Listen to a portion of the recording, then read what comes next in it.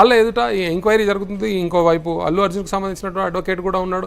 అడ్వకేట్ని లోపలికి ఏం పోనీయలేదు. ఆయన విజిబుల్ ప్లేస్లో ఎంక్వైరీ అంటే సుప్రీంకోర్టు ఒక గైడ్ లైన్స్ ఏముందంటే ఎవరినైనా నోటీస్ ఇచ్చి పిలిచినప్పుడు ఇఫ్ హీ వాళ్ళు ఏమైనా ఇన్సెక్యూర్గా ఫీల్ అయితే అప్పుడు అడ్వకేట్ని తీసుకెళ్ళొచ్చు అని ఉంది.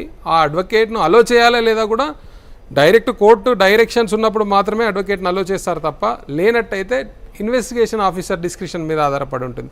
సో చాలా సందర్భాల్లో పోలీసులు ఇన్వెస్టిగేషన్ ఆఫీసర్ విజిబుల్ ప్లేస్లో ఎందుకంటే కొట్టడం కానీ లేకుంటే ఇంకేమైనా థర్డ్ డిగ్రీ లాంటి ప్రయోగించకుండా ఉండేందుకే అడ్వకేట్ల సమక్షంలో జరగాలని అనే అవకాశాలు ఉంటాయి. కాబట్టి వాళ్ళనే వస్తారు. సో ఇప్పుడు అడ్వకేట్ల సమక్షంలో కాకుండా అడ్వకేట్లకు విజిబుల్ ప్లేస్లో ఆయన ఉన్న పరిస్థితి ఉంది.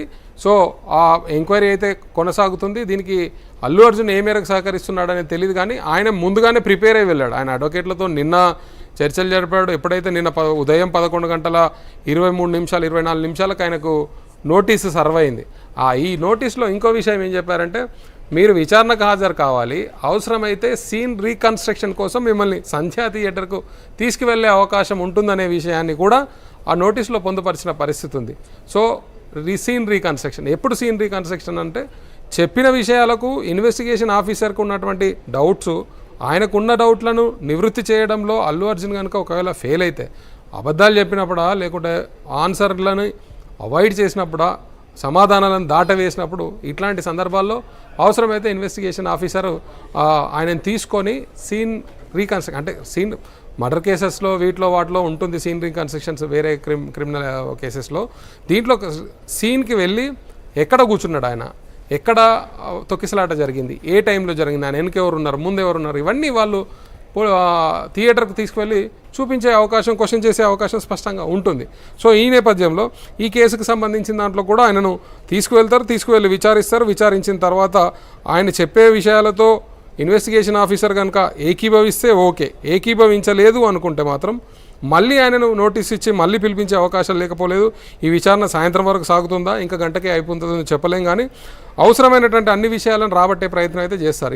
ఈ విచారణను అవాయిడ్ చేసే పరిస్థితి కూడా లేదు. ఎందుకంటే హైకోర్టు ఇచ్చినటువంటి ఇంటీరియం బెయిల్లో పాయింట్ నెంబర్ 3లో స్పష్టంగా చెప్పారు ఇన్వెస్టిగేషన్ ఆఫీసర్ ఇన్వెస్టిగేషన్కు పూర్తి స్థాయిలో సహకరించాలనే విషయాన్ని చెప్పారు. కాబట్టి ఆయన కూడా ఇప్పుడు సహకరించాల్సిన పరిస్థితి, ఇవాళ రమ్మంటే రావాలి, రేపు రమ్మంటే రావాలి, ఎల్లుండి రమ్మంటే రావాలి, ఎప్పుడు రమ్మంటే అప్పుడు రావాల్సిన పరిస్థితి అయితే ఉంటుంది.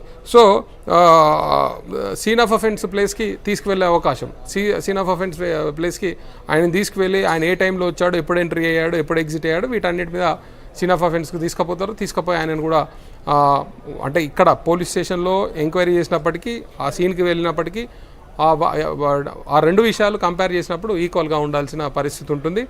అయితే ఈ ఎంక్వైరీ కూడా ఎందుకు అంటే ఆయన ఆ రోజు అరెస్ట్ అయిన రోజు పోలీసులకు పూర్తి స్థాయిలో విచారణ జరపడానికి సమయం లేకుండా ఆయన అరెస్ట్ చేశారు.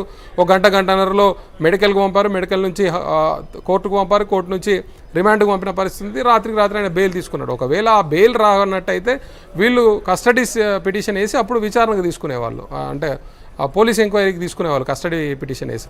కానీ అది జరగలేదు కాబట్టి ఇప్పుడు విచారణకు సహకరించాలని కోర్టు కూడా చెప్తుంది. కాబట్టి ఆ కోర్టు చెప్పిన దాన్ని బట్టి ఆయన విచారణకు హాజరైన పరిస్థితి ఉంది. సో ఈరోజు హాజరయ్యాడు. ఈరోజు ఏ మేరకు సమాధానాలు చెప్తాడు, ఇన్వెస్టిగేషన్ ఆఫీసర్తో ఏ మేరకు సహకరిస్తాడు, ఆయనకి కావాల్సిన విషయాలని చెప్తాడా లేదా అనేది ఒకటి. ఆయన ముందే అడ్వకేట్ల ద్వారా ప్రిపేర్ అయ్యి వెళ్ళాడు కాబట్టి అడ్వకేట్ బ్రీఫ్ కూడా చేస్తారు. నువ్వు చేసింది ఏంటి, ఏం చేసావు ఏంటి, ఇలాంటి క్వశ్చన్స్ వస్తాయి. ఎవరైనా జనరల్గా నోటీస్ వచ్చినప్పుడు లేకుంటే లీగల్గా ఇష్యూస్ వచ్చినప్పుడు వాళ్ళ అడ్వకేట్లతో చర్చించడం అది వాళ్ళ హక్కు, ప్రాథమిక హక్కు. సో ఆయన మాట్లాడాడు కాబట్టి వాళ్ళు ఒక స్ట్రాటజీ ఫాలో అవుతారు, ఆ స్ట్రాటజీ ప్రకారమే ఆన్సర్లు చెప్పాలని వాళ్ళు చూస్తారు. లేదు ఈయన రాంగ్ ఇంటెన్షన్తోనే ఉన్నాడు కాబట్టి ఈయన దగ్గర నుంచి నిజాలు ఎట్లయినా రాబట్టాలని ఇన్వెస్టిగేషన్ ఆఫీసర్ అనుకుంటాడు. సో ఇద్దరిలో మరి ఏం జరుగుతుంది, ఇన్వెస్టిగేషన్ ఆఫీసర్ అనుకున్నట్టు అర్జున్ దగ్గర నుంచి పూర్తి సమాచారం వస్తుందా లేదా చూడాల్సిన పరిస్థితి. ఆయన దగ్గర నుంచి పూర్తి సమాచారం తీసుకోవాల్సిన బాధ్యత ఇప్పుడు పోలీసుల పైన ఉంది. అంతేకాకుండా ఈ ఇన్వెస్టిగేషన్లో ఆయన పైన పెట్టినటువంటి కేసులను ప్రూవ్ చేయాలంటే ఈరోజు ఆయన చెప్పే స్టేట్మెంట్ కూడా కీలకంగా మారే అవకాశం ఉంది. ఈ స్టేట్మెంట్ ఆధారంగా రేపు ఆయన బెయిల్ క్యాన్సిలేషన్కు వెళ్ళినప్పుడు కూడా ఈరోజు ఆయన చెప్పే స్టేట్మెంటు చాలా కీలకమవుతుంది. రేపు రెగ్యులర్ బెయిల్ వేసుకోవడానికి కూడా ఈరోజు చెప్పే విషయాలు చాలా కీలకంగా మారుతాయి. ఈ కేసుకు ఒక బేస్ అంటే ప్రతి కేసులో ఎవరైనా అరెస్ట్ అయినప్పుడు అక్యూజ్డ్ ఇచ్చే స్టేట్మెంట్ అనుకోవచ్చు, కన్ఫెషన్ అనుకోవచ్చు. ఇవి కీలకంగా ఉంటాయి ఇన్వెస్టిగేషన్లో పోలీస్ ఆఫీసర్కి, అంటే కేసుని ఎస్టాబ్లిష్ చేయడానికి. కోర్టులోకి వెళ్ళినప్పుడు అడ్వకేట్లు పోలీస్ సమక్షంలో ఇచ్చినటువంటి స్టేట్మెంటు చెల్లనేరదని అది పోలీసులు బలవంతంగా రాయించారని ఇంకేవో చెప్పుకునే అవకాశాలు ఉంటాయి. అవి ట్రయల్లో అప్పుడు జరుగుతాయి. కానీ ఇప్పటికైతే అల్లు అర్జున్ ఈ కేసులో మెయిన్గా ఈరోజు అంటే కోర్టు జైలు అది పక్కన పెడితే ఈరోజు ప్రధానంగా ఈరోజు ఎదుర్కొనే ఈ విచారణ అనేది ఆయనకు చాలా కీలకంగా మారిన పరిస్థితి ఉంది. సో నేటితోనే ముగుస్తుందా?